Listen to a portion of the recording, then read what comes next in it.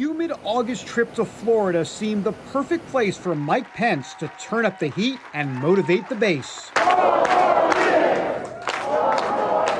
At one of his signature Faith in America campaign events, he spelled out the stakes in the upcoming election. The choice will not be whether America will be more conservative or more liberal, more Republican or more Democrat, more red or more blue.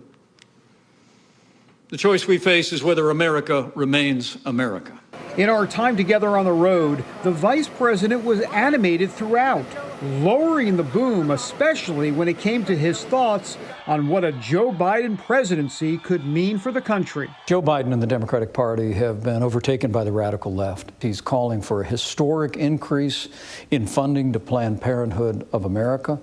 He would appoint activist judges to our courts who would literally trample on the progress that we've made on life and religious liberties. And speaking of the courts, the vice president made very clear that the Supreme Court will be of paramount importance in this election, especially because he sees a chief justice who can no longer be counted on to be a reliable conservative. Are you scratching your head a little bit on John Roberts? I mean, we're not going to call him David Souter at this point, but conservatives have had a track record of having some problems with Supreme Court justices that you thought were going to be a reliable vote.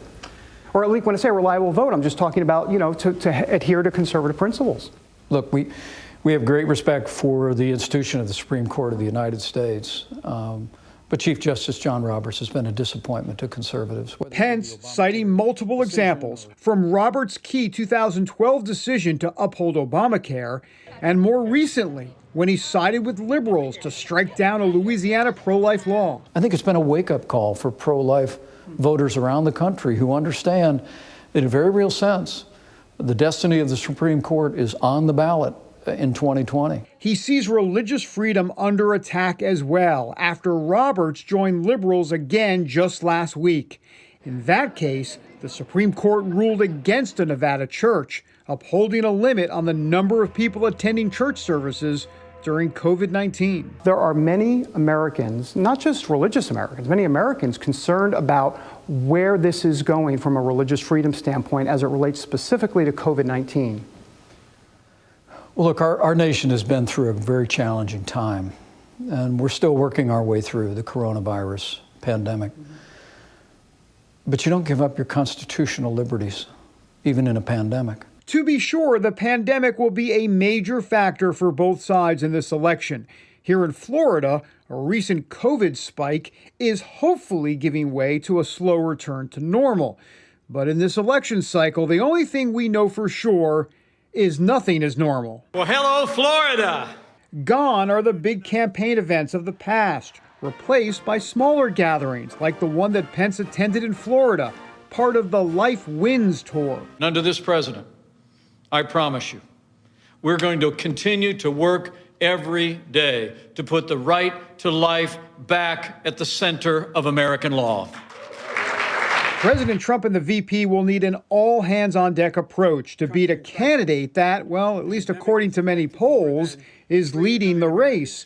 But will Biden be a match for Trump in the upcoming debates? Some Democrats have called for Biden to skip them, and Trump supporters believe that the 77-year-old has lost a step or two, becoming slower. I can't speak to some of what's being discussed about him today, but the antidote is to be on that stage, to square up, to be willing to debate President Donald Trump. The American people deserve nothing less. They also deserve a fair election.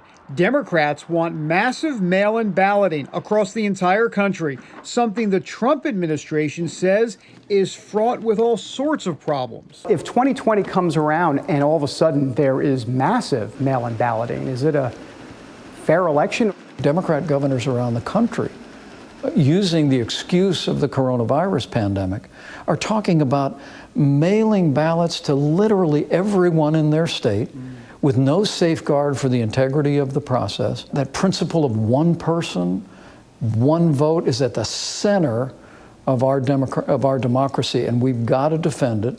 That's why you're going to see this president and our administration head straight to the courthouse. We're going to oppose universal mail-in voting, even while we encourage and respect the great tradition of absentee balloting. And we're going to win that fight. I truly do believe it. Determination from a vice president being counted on to rally the base this fall.